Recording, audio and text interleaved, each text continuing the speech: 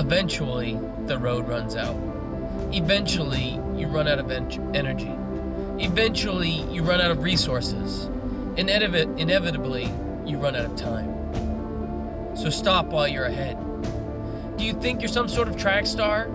Perhaps somewhere you got confused and you thought you were the real-life Forrest Gump. Guess what? Even he stopped running. So why are you still running? There's a lot of things you can outrun. You could outrun a bear, maybe. You could outrun a coyote, possibly. You could outrun the cops, unadvisedly. But you can't outrun God. He's a track star. He was running marathons before marathons were a thing. He's everywheres, always. You can't escape him. So why do we think we can run from him? Why would we want to? He wants to heal us and restore us and mend us and deliver us. Does that sound like a reason to run from him? He wants to heal us and bless us. Does that sound like a reason to run? He wants to save us from eternal destruction. I'm still not seeing a reason to run. He wants to change us and make us more like him, if we will surrender to him. Some of us are so scared of surrendering to God's will in our lives that we would rather run than surrender to him. The thing is, your surrender it's not just a one-sided deal. It's a two-way street. He trades you joy for your sorrow. He gives you peace for your stress and strain. He takes your problems and creates possibilities. Surrendering to God isn't like surrendering to the police. We don't just put our hands behind our back and get lugged off to a cell. No, surrendering to Jesus is like going home to Daddy's house, like the prodigal son does in Luke 15:21 and 20 through 23. And the son said unto him, Father, I have sinned against heaven and in thy sight, and am no more worthy to be called thy son. He surrenders. Verse 22, But the father said to his servants, Bring forth the best robe, and put it on him, and put a ring on his hand, and shoes on his feet, and bring hither the fatted calf, and kill it, and let us eat, and be merry.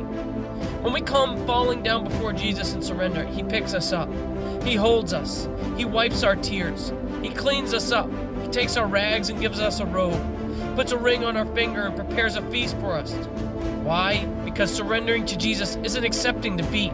It's accepting that he has a better plan for your life than you do. So many of us get caught up in the lies of, if I surrender to God and I'm living for him, I can't do this, or I can't do that, or I can't do whatever. And we gotta ask, why would you want to? Why would you want to leave the master's table to eat with pigs?